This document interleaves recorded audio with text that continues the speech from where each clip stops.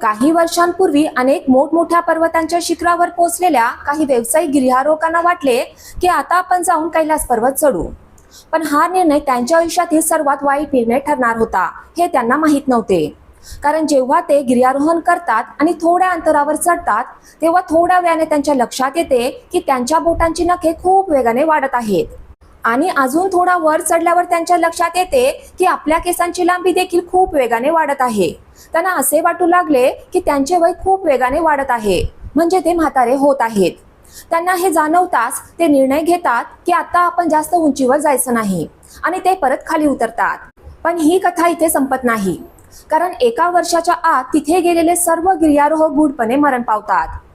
या रहस्यमय कैलास पर्वताच्या आत काय असं दडलेलं आहे, ज्याच्या कारणास्तव 2001 मध्ये जेव्हा चीनने त्यांचे हेलिकॉप्टर त्यावर संशोधन करण्यासाठी पाठवले तेव्हा त्यांना असे काही सापडले की त्याच वेळी ते गिर्यारोहणावर बंदी घालतात.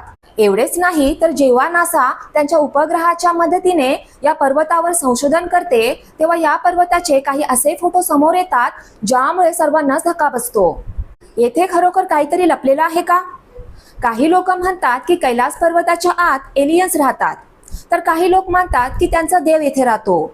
चला तर मग आज विज्ञानाच्या मदतीने सविस्तरपणे जाणून घेऊया the reality of mysterious mountain of Kailash. नमस्कार मित्रांनो, माझं नाव पूनम आहे.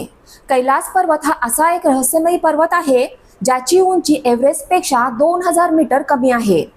पण धक्कादायक बाब म्हणजे आजपर्यंत फक्त एकच व्यक्ती त्यावर चढू शकला आहे.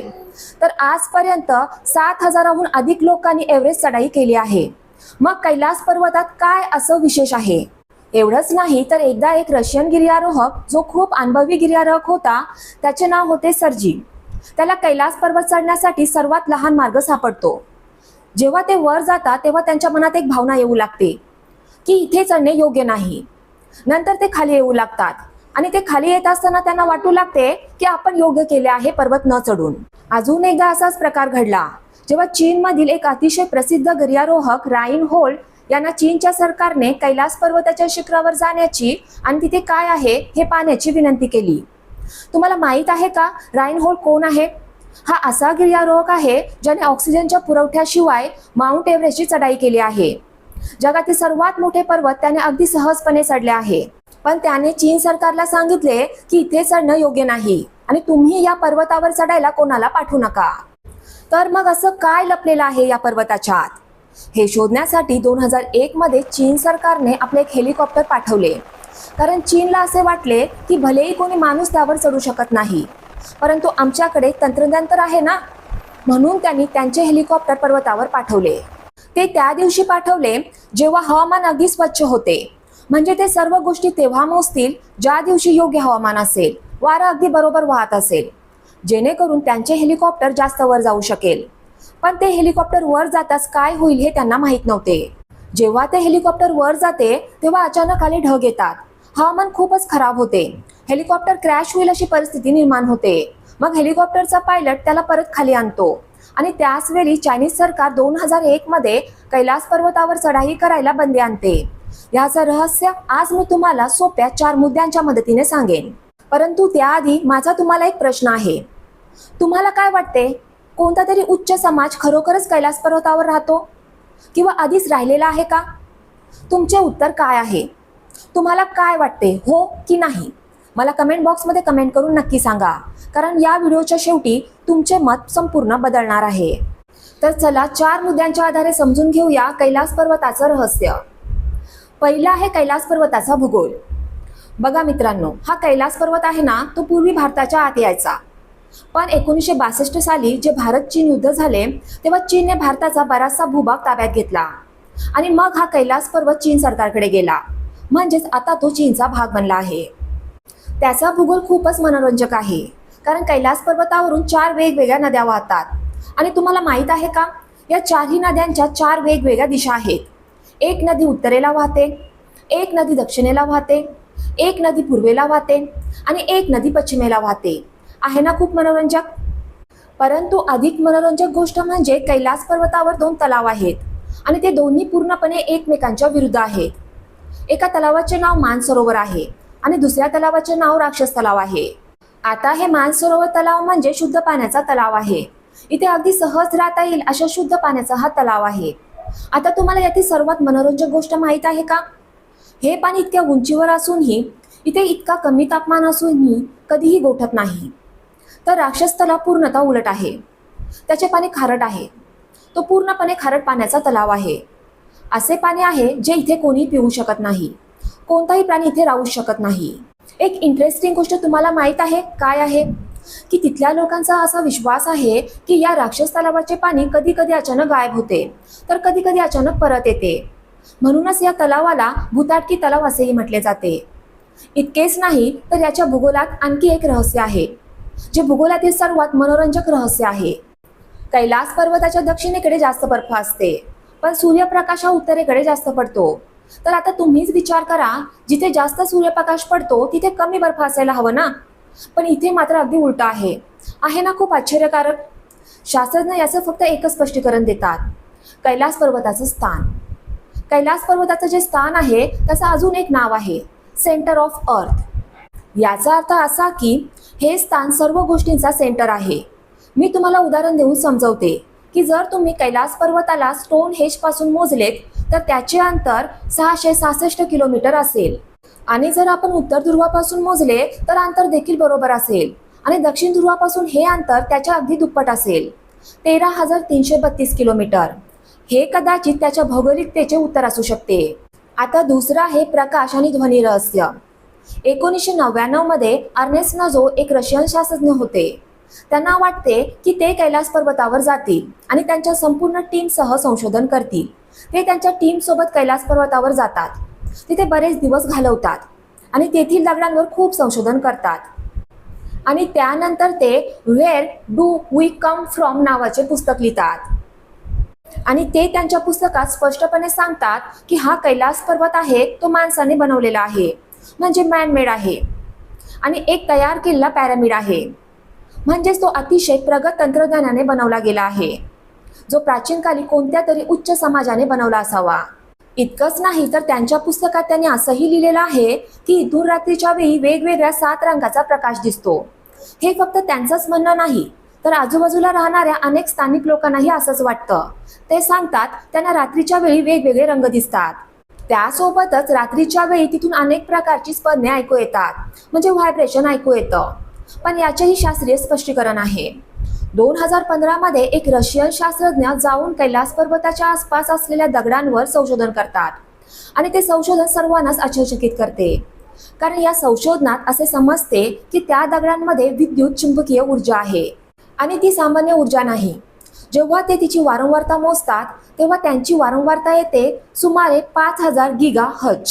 जर तुम्हाला माहीत नसेल आणि जर तुम्ही विज्ञानाचे विद्यार्थी नसाल तर ही वारंवारता खूप जास्त असते आणि सामान्यतः अशी वारंवारता अस्तित्वात नसते. म्हणजे तिथे असे काहीतरी आहे ज्यामुळे तिथे इतकी ऊर्जा असणाऱ्या गोष्टी आहेत. आणि कदाचित म्हणूनच 1938 मध्ये हिटलरने त्यांची एक टीम कैलास पर्वतावर संशोधनासाठी पाठवली होती, कारण कदाचित हिटलरला हे माहीत झाले होते की कैलास पर्वताच्या आत कदाचित ऊर्जेचे काही स्रोत लपलेले आहेत आणि जर त्यांना ते सापडले तर ते संपूर्ण जगावर राज्य करू शकतात. याशिवाय जेव्हा नासाने संशोधन केले तेव्हा त्यांना कळाले की कैलास पर्वताच्या आत काही चुंबकीय क्षेत्र आहेत आणि ते चुंबकीय क्षेत्र सामान्य नाहीत. ते चुंबकीय क्षेत्र खूप जास्त आहेत. जर मी तुम्हाला व्हॅल्यूमध्ये सांगितलं तर चुंबकीय क्षेत्राची व्हॅल्यू इतर जागांच्या तुलनेत 3000 ते 8000 नॅनो टेस्ला अधिक आहे. आणि सर्वात धक्कादायक गोष्ट अशी आहे की ज्यामुळे शास्त्रज्ञांना सुद्धा धक्का बसला, ती म्हणजे कैलास पर्वताच्या आजूबाजूची गुरुत्वाकर्षण शक्ती बदलते. कधी जास्त असते तर कधी कमी असते. आणि विज्ञान त्यासाठी फक्त 2च कारणं देते. कारण क्रमांक 1, एक तर कैलास पर्वताच्या आत एक ज्वालामुखी आहे. कारण क्रमांक 2, एक तर कैलास पर्वताच्या आत एक मोठी गुहा आहे आणि ती पृथ्वीच्या खोलवर जाते. आणि दुसरं कारण म्हणजे अनेक धार्मिक पुस्तकांमध्ये असे लिहिलेले आहे की कैलास पर्वत जिथे आहे त्यात एक अतिशय प्रगत समाज अगोदरपासूनच राहत आहे. आणि आता आपण तिसऱ्या पॉइंटवर येऊया.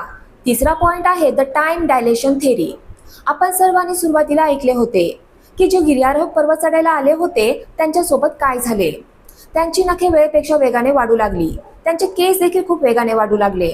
आणि हे कोणत्याही एका व्यक्तीसोबत घडले नाही, तर या पर्वतावर चढण्याचा प्रयत्न करणाऱ्या प्रत्येक माणसासोबत असेच घडले आहे. म्हणजेच इथे काहीतरी आहे ज्यामुळे वेळ वेगाने धावू लागते. शास्त्रज्ञांना त्यांच्या संशोधनात यामागे 3 स्पष्ट कारणे सापडली आहेत. कारण क्रमांक 1, अतिनील किरणे. आता या पर्वतांकडे बघा. इथे अतिनील किरणे खूप जास्त पडतात, ज्यामुळे तुमच्या त्वचेवरच्या पेशी खराब होऊ लागतात. आणि जेव्हा तुमच्या त्वचेवरच्या पेशी खराब होतात, तेव्हा तुमच्या पेशी त्यांना दुरुस्त लवकर करण्याचा प्रयत्न करतात. त्यामुळे तुमच्या त्वचेचे वय कमी होऊ लागते आणि तुम्हाला म्हातारे झाल्यासारखे वाटू लागते. कारण क्रमांक 2, कमी ऑक्सिजन. बघा मित्रांनो, जेव्हा आपण पर्वतावर चढतो तेव्हा तिथे ऑक्सिजन कमी असेल हे उघड आहे. आणि जेव्हा कमी ऑक्सिजनमुळे आपल्या शरीरात चयापचय खूप जास्त होते, ज्यामुळे तुमचे शरीर अधिक कंझ्युम करते आणि त्यामुळे तुमचे वय लवकर वाढू लागते. हे अनेकदा गिर्यारोहकांसोबत घडले आहे. कारण क्रमांक 3 आणि सर्वात जास्त प्रॉब्लेमॅटिक असलेले हे कारण आहे. कैलास पर्वतावर नासाने सांगितल्याप्रमाणे चुंबकीय क्षेत्र खूप मजबूत आहे. या चुंबकीय क्षेत्रामुळे आपल्या शरीराच्या हार्मोनल प्रणालीमध्ये काही बदल होतात. यामागचे नेमके कारण कोणालाच माहीत नाही, पण काही बदल घडतात ज्यामुळे आपले जे वय आहे ते वेळेनुसार वेगाने वाढू लागते. त्याचं खरं कारण काय आहे हे आजपर्यंत कोणालाही माहीत पडलेलं नाही. आजही त्यावर संशोधन चालू आहे. पण ही जी टाइम डायलेशनची थिअरी आहे त्याबद्दल आजपर्यंत कोणालाही माहीत पडलेलं नाही की या कैलास पर्वताच्या आत काय दडलेलं आहे.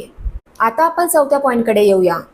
आजपर्यंत या पर्वतावर चढू शकलेली ती एकमेव व्यक्ती कोण आहे? तुम्ही महाभारतात एक कथा ऐकली असेल, ज्यामध्ये शेवटी सर्व पांडव बंधू कैलास पर्वतावर चढण्याचा प्रयत्न करतात. प्रत्येक जण हळूहळू मरायला लागतो, परंतु फक्त एकच पर्वताच्या शिखरावर पोहोचतो, ज्याचे नाव होते युधिष्ठिर. आता कोण होते युधिष्ठिर?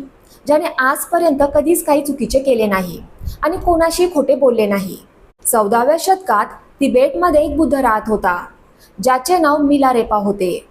असे मानले जाते की ते आपल्या आध्यात्मिक शक्तींच्या मदतीने हा पर्वत चढले. आजपर्यंत कोणीही असे करू शकले नाही, परंतु तिबेटमध्ये असे म्हटले जाते की मिलारेप ही एकमेव अशी व्यक्ती आहे जी एवढी उंची गाठू शकली, आणि ती देखील केवळ त्यांच्या आध्यात्मिक शक्तींमुळे. आहे ना खूप जास्त मनोरंजक? पण ही कथा इथे संपत नाही. अजूनही अनेक अज्ञान प्रश्न आहेत ज्यांची उत्तरे मिळायची बाकी आहेत. जसे की काल इतक्या वेगाने का सरकतो? कैलास पर्वताच्या आत असं काय लपलेलं आहे की त्यामुळे विमानांना कधीही त्याच्यावरून उडण्याची परवानगी दिली जात नाही? म्हणजेच त्या भागाला नो फ्लाइंग झोन बनवण्यात आले आहे. अजून एक प्रश्न आहे, तो म्हणजे कैलास पर्वताच्या आजूबाजूच्या सर्व भागात खूप जोरदार भूकंप होतात, पण आजपर्यंत कैलास पर्वतावर एकही भूकंप का आला नाही? तिथे काही छुपी शक्ती आहे का? आणि तिसरा आणि सर्वात मोठा प्रश्न म्हणजे त्याच्या आत खरोखरच बोगदा आहे का, जिथे उच्च समाजाचे लोक राहतात?